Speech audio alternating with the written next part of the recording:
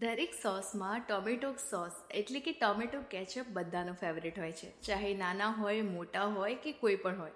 પકોડા બનાવ્યા હોય, ભજીયા બનાવ્યા હોય, વડાપાઉં હોય કે પછી સેન્ડવિચ હોય, ટોમેટો કેચઅપ બધાનો ફેવરેટ છે. તો આજે હું તમારી પાસે આવી ગઈ છું ફરી એક નવી રેસીપી લઈને. તો સૌથી પહેલાં આપણે સ્પાઇસીસ લઈ લઈશું. સ્પાઇસીસની ડિટેલ્સ તમને ડિસ્ક્રિપ્શનમાં અને તમને કેપ્શનમાં પણ મળી જશે. આને એક સરસ આપણે એક પોટલી બનાવી દઈશું.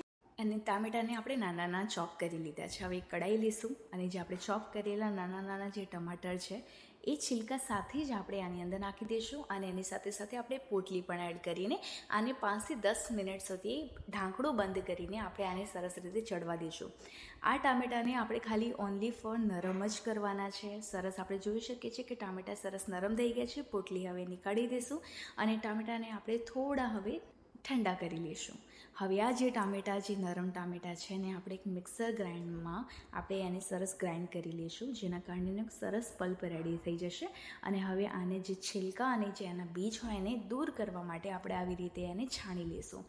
5 થી 10 મિનિટની અંદર આપણું દરેક જે પલ્પ છે એકદમ સરસ રીતે એકદમ રેડી થઈ જશે. અને હવે ફરી આને કઢાઈમાં આપણે એડ કરીશું અને સરસ રીતે આપણે આને કૂક થવા દઈશું. જે આપણી મસાલાની પોટલી હતી એ પણ આપણે આની અંદર જ હવે એડ કરી લઈશું.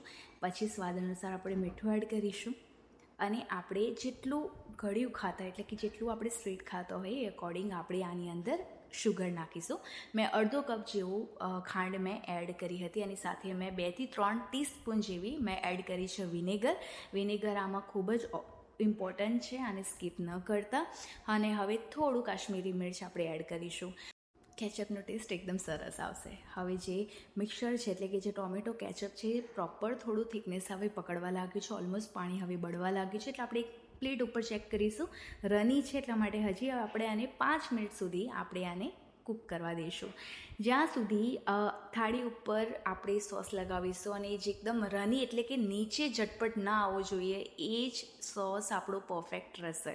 તો હજી થોડું પાણી છે એટલા 1-2 મિનિટ જેવું આપણે કૂક કરી લઈશું. થોડી વારમાં આપણો એકદમ સોસ એકદમ સરસ ગાળો થઈ જશે અને ફરી આપણે એક વખત ટ્રાય કરીશું આને પ્લેટના ઉપર લગાવીને. વિડીયો કેવો લાગ્યો, પસંદ આવ્યો હોય તો લાઇક, શેર, કમેન્ટ કરવાનું ન ભૂલતા.